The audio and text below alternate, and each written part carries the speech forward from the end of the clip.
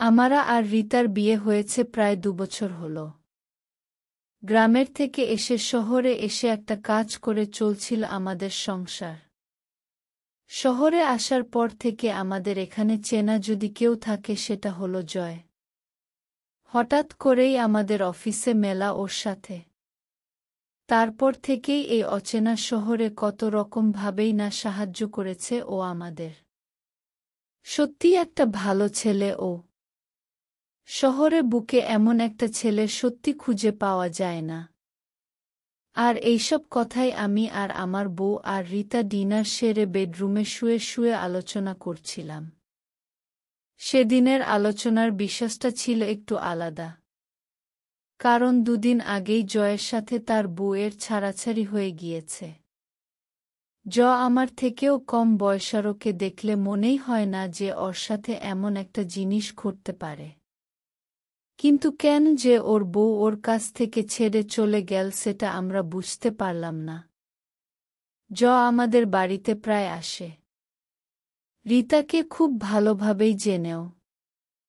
বৌদি বৌদি বলে মাথায় এক করে দেয় পুরো। রিতা ও নানা খুনসুটি করতে থাকে আসলে। আসলে রিতা এখানে বেশি কাউকে একটা চেনে না, তাই জয়কে পেয়ে নানা রকমের একাঙ্গিতের কথা বের হয়। হঠাৎ করেই জয়ের বুটা চলে যাওয়াতে জয় পুরোপুরি একলা হয়ে পড়ে আর সাথে সাথে পুরোপুরি ডিপ্রেশনে চলে যায়। এই ডিপ্রেশন থেকে মুক্তি পাওয়ার পথ আমরা খুঁজছি ২ দিন ধরেই। বেশ কিছুদিন ধরেই আমার কেমন জানি একটা হতে লাগছিল। রিতাকে কেমন দেখতে সেটা না বললে হয়তো গল্পের শুরুটা ঠিকভাবে জমবে না। আমি যে চত্বরে থাকি সেই চত্বরের দিকে রিতার মতো সুন্দরী মেয়ে হয়তো খুঁজলে পাওয়া যাবে না। গ্রামের মেয়ে বলে শহুরিদের মতো পোশাকও করতে পারে না ঠিকই, কিন্তু শাড়িতেও এত সুন্দর দেখতে লাগে যা শহরের মেয়েদের হার মানাবে। তাই রাস্তা দিয়ে নিয়ে যেতে বিতাকে যে আমার কত রকমের প্রবলেম ফেস করতে হয় সেটাই ভাবি। একদিন তো শপিং মলের ভিতর এক বুড়ো রিতারকে দেখে তার পিছু দিয়েছিল। প্রথম জিনিসটা আমার খারাপ লাগলেও আস্তে আস্তে আমার আস্তে আস্তে ভালো লাগতে শুরু করল। কেন জানি না হঠাৎ করে নিজের বুকে লোকেদের দেখাতে খুব আনন্দ এবং উৎসাহ বেড়ে গেল। কিছুদিন আগেই আমি ইচ্ছা করি রিতার জন্য একটা আধুনিক ড্রেস এনেছিলাম। রিতা না চাইতেও আমি ওটাকে জোর করে করিয়ে দিয়েছিলাম।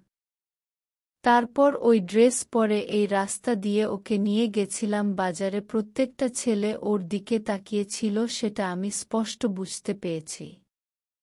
সেদিন জয়ের বাড়িতে গিয়ে দেখলাম জয়ের অবস্থা খুবই খারাপ। অফিসে যাবে না, ওর বউয়ের শোকে পাগল হয়ে যাবে। তাই সেদিন রাতের বেলা রিতাকে কথাগুলো বলছিলাম। রিতা বলল, তোমার বন্ধু তুমি কিছু একটা করো, নয়তো ও যদি এইভাবেই থাকে তবে তো ডিপ্রেশনেই শেষ হয়ে যাবে। তবে নতুন বউ জোগাড় করো ওর জন্য। মেয়ে দেখো ওর জন্য।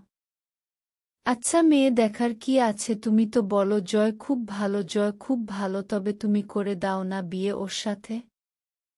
রিতা তখন আমার দিকে তাকিয়ে বল, বিয়ে তো করাই যায়, কিন্তু আমার চেয়ে বড় আছে একটা, তাকে কি বলবো।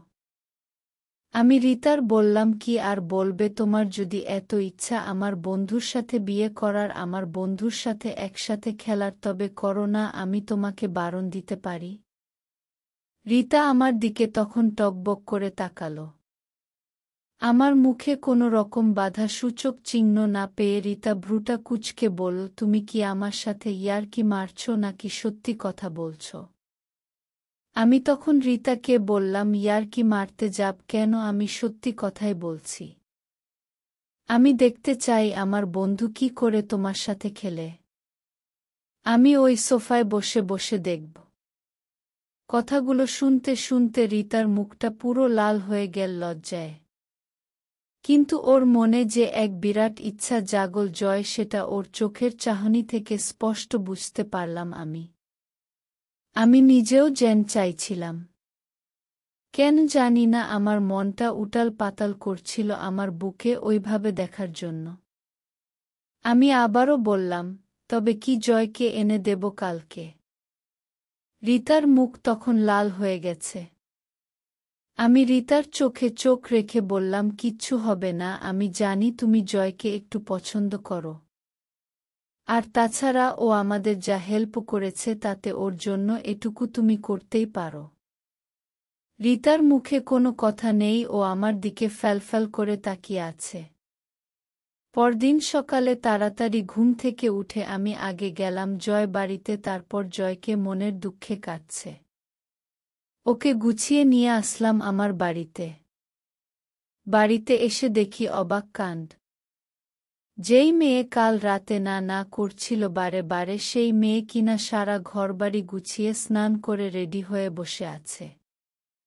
জয় তো প্রথম দেখাতেই তাকিয়ে রইল রিতার দিকে। জয় প্রথমে আমতা আমতা করলেও আমি জোর করাতেই আমার বাড়িতে এসেছিল। কিন্তু যখনই রিতা ওকে স্বাগত জানাতে দেখলে তখন জয়ের আমার বাড়িতে থাকার ইচ্ছা যেন আরও দ্বিগুণ বেড়ে গেল। আমি জয়কে ঘরে ঢুকিয়ে দিয়ে রিতাকে ঘরের এক কোণের এনে বললাম, বাহ, নতুন নাগরের জন্য ভালোই তো সেজেগুজে বসে আছো। আমাকে অবাক করে দিয়ে রিতা এই প্রথম যে কথাটি বলল সেটা যেন আমার কালকে বিশ্বাস করতে পারছিলাম না। রিতা বলল, তুমি তো কাল রাতে বলেছ তোমার কথা ফেলি কি করে, আর এখন আমার অন্য কথা বলছ কেন? আমি বুঝতে পারলাম রিতা মানসিকভাবে প্রস্তুত হয়ে গিয়েছে। আমি তখনই বললাম, ঠিক আছে, আমি অফিস যাচ্ছি। সারাদিন তুমি জয়কে সেবা যত্ন করবে। রাতে আমি বাড়ি ফিরব যখন তখন যা হওয়ার হয়। রান্নাঘরে কিছু একটা রান্না হচ্ছিল, হঠাৎ সেটা আওয়াজ করতেই এক দৌড়ে রিতা চলে গেল। আমিও জয়কে বাই জানিয়ে অফিসে বেরিয়ে গেলাম। অফিসে গেলাম ঠিকই, কিন্তু সেখানে মন ঠিক বসল না। আর কি করেই বা বসে, তাড়াতাড়ি অফিস থেকে ছুটি নিয়ে বিকেলের মধ্যেই বাড়ি চলে গেলাম। গিয়ে দেখি জয় তখন খাটের উপর ঘুমাচ্ছে, আর এটাও ওই খাটের এক পাশে বসে বসে টিভি দেখছে। আমি যেতেই আমাকে সারাদিনের ঘটনা বলল। সারাদিন কিভাবে জয়ের সামনে ঘুরে বেরিয়েছে। জয় হা করে তাকিয়ে তাকিয়ে তার লাঠি ফুলিয়ে ফেলেছিল বারবার। জয় নিজেকে আর সামলাতে না পেরে দুপুরের দিকে বাথরুমে গিয়ে খেলতে শুরু করেছিল। আর সেই সময় উকি মেরে রিতা দেখে নিয়েছিল জয়ের সেই লম্বা লাঠিটা। দেখে যেন রিতার বুকটা ধড়াস করে কেঁপে উঠল। সন্ধেবেলার পর ওটা ওকে তছনছ করে দেবে। কথাটা ভাবতে ভাবতেই যেন রিতা কেঁপে উঠল। সব কথা খুলে বলে আমার রিতা আমাকে। আমি সব শুনে বুঝতে পারি পরিকল্পনা আমার হলেও আসলে সব থেকে বেশি ইচ্ছা ওরই। থারিতি রাতের খাবার শেষ হবার পর জয় আমাদের বেডরুমের পাশেই গেস্ট রুমটায় ঢুকে পড়ল। এবার আমি আর রিতা কিছুক্ষণ ওয়েট করার পর আমি রিতাকে ওর ঘরে যেতে বললাম। রিতা চলে গেল। বেশ কিছুক্ষণ পরে আমি গিয়ে দেখলাম ওরা খেলতে শুরু করে দিয়েছে।